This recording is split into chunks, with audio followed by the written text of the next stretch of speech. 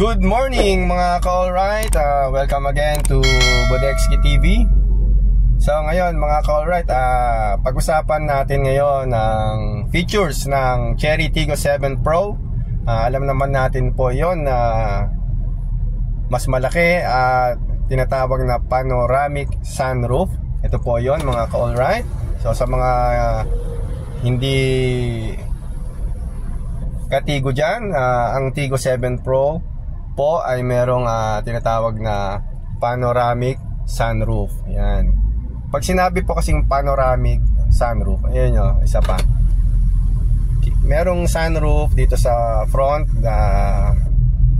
tsaka dito sa may passenger side, back. Yan. Okay. So, simple lang naman mga ka-alright ang ating pag-uusapan ngayon. Siyempre, ang pros and cons ng pagkakaroon ng sunroof, di ba? So, siyempre, unang-una, bakit nga ba mas magandang bilhin yung may mga sunroof ngayon? Tsaka in na in yan eh. Yun nga, sa sinabi ko na rin, siyempre, dahil sikat nga siya, in na in. So, siyempre, kapag bibili ka ng sasakyan, gusto mo yung sasabay ka rin sa mga mga taking ngayon, di ba? So number one yan, na in siya. Siyempre, pangalawa mga ka-alright, kita mo naman, di ba? Anong oras na, ang init-init na eh.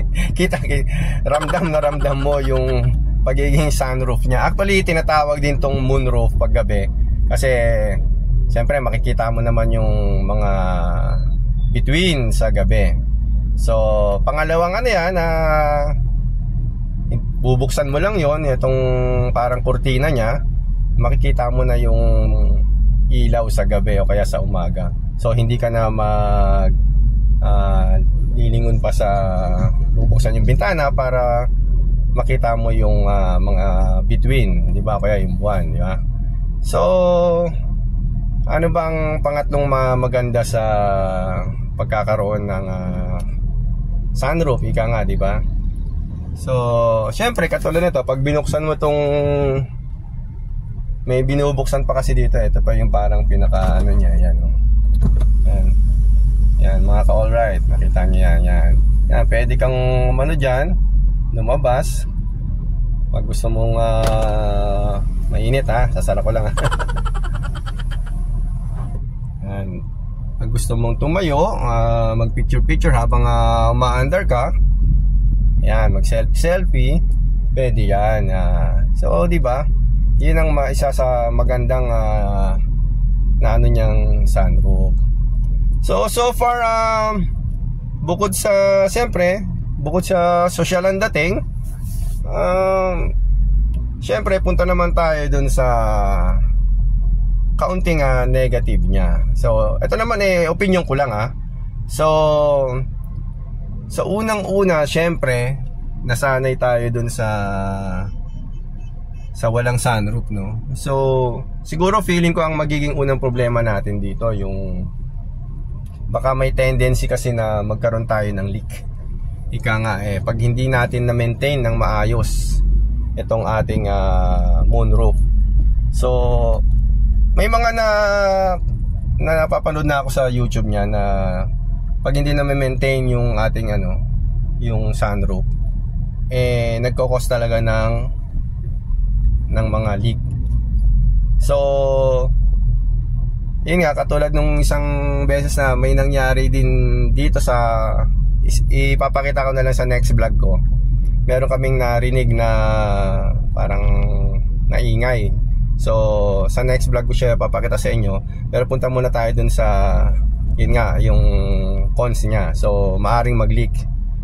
So, pangalawang nakikita ko lang, kasi tinanong namin sa Cherry mga ka-alright, pag daw nasira yung sunroof, o any part of that, kasi di ba may 5-year warranty naman tayo, di ba? Kaya kahit papaano, panatag tayo na mapapalitan siya.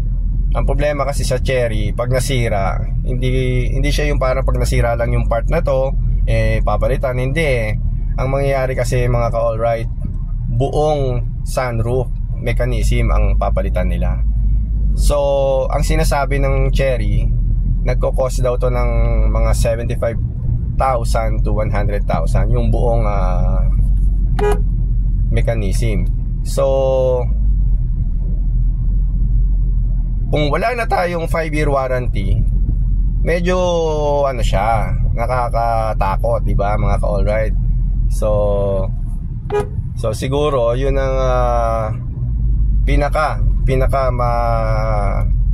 pangit na negative dito sa ating sunroof. Other than that, siguro i-maintain lang natin ng maayos, baka para naman di rin, tsaka yung 5-year warranty sana naman mapalitan siya kung sakasakali, no?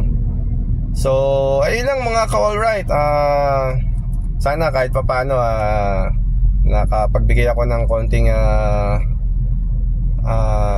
opinion sa inyo na share ko sa inyo.